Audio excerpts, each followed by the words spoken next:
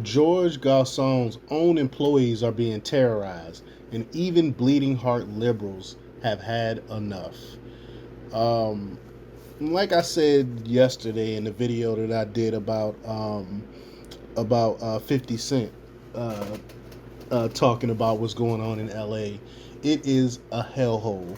Uh, I don't know why anybody would want to live there. I don't know why anyone would want to visit there. I mean, it's like a criminal haven where they just allow people to destroy things, steal things, and then be right back on the street. That's like the George Soros special, and you know we all know that Garcon is George Soros, one of George Soros' lackeys. But you get what you pay, you get what you vote for. I really don't have too much empathy for the people of LA because they voted for this. We tried to warn them that these things were going to happen. They didn't listen, and now look what you get. You get what you vote for. But before we get started, go ahead and hit that like button. Share this out so we can get this information out there. Subscribe if you're not already a subscriber, and hit that alarm bell so you know when I'm putting out new stuff. Also, check out my link tree in the description. It has a link to my Patreon where I talk about things I can't talk about here. There's also a link to my Instagram and my merch store. Also, check out jjthepsychotherapist.com for news as well. All right, let's talk about this news.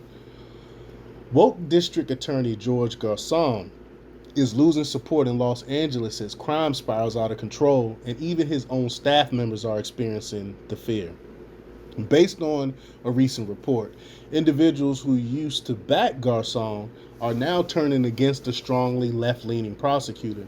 They are arranging their own security measures and openly discussing the situation now. The Democrats who supported George Garcon, the district attorney of Los Angeles County, during their voting, now expressed their desire to remove him from office. They attribute the rise of smash and grab robberies and the creation of what they term a zombie town to his progressive policies. I can't believe it took them this long to figure it out. But former supporters of Gascon told the Washington Post, that incidents like the massive group of over 50 criminals looting a Nordstrom store for $100,000 worth of goods at Topanga Mall are becoming more frequent. This trend is attributed to the criminals' lack of fear regarding potential consequences. One individual who previously endorsed Garcon shared that they identified as a bleeding heart liberal, were anti-gun, and had voted for Garcon with the expectation that he would implement sensible reforms. However, this person wished to remain anonymous due to their involvement in the Democrat Party politics, according to the Post. And Garcon's leadership has led to a rise in smash and grab robberies with the tendency to avoid or lightly prosecute the offenders. I mean, they get a slap on the wrist. And this approach has resulted in significant negative impacts on businesses, some of which have been forced to shut down. The situation is described as terrifying, as what initially where minor crimes had escalated substantially, and criminals are aware that they are unlikely to face prosecution. Like I said, it's open season. And criminals know this. They know that you can go to LA, commit a crime, and get away with it or get a slap on the wrist. They know this. So of course crime is going to go up because it'll attract criminals. So look at the policies and look who you are trying to attract. Do you really think by making these having these lenient laws, you really think that is going to make people want to be in LA and feel safe? You think that's going to attract families there? Of course not. It's going to attract criminals there.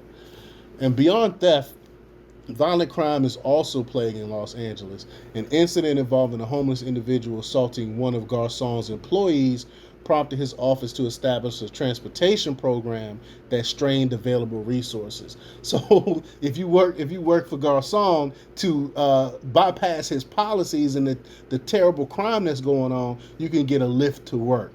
This is crazy. Instead of fixing the problem. And insiders within Garcon's office have reported that even his employees feel unsafe. This follows an attack on a female staff member by a homeless man earlier in the year as she was heading to her train at downtown LA Union Station.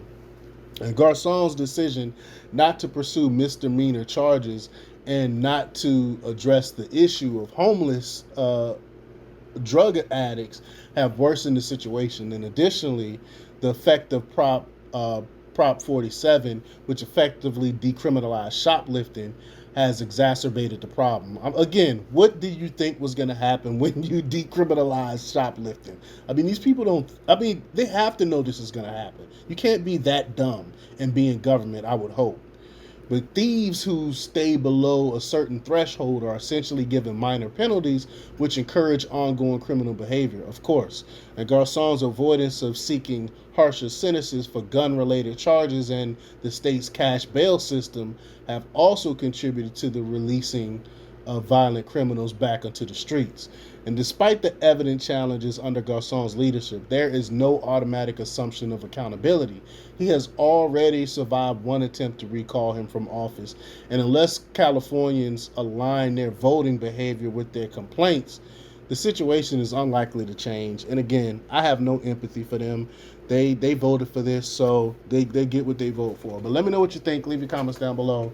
Like, share, and subscribe, and check out jjthepsychotherapist.com for the latest in news. Until next time, peace.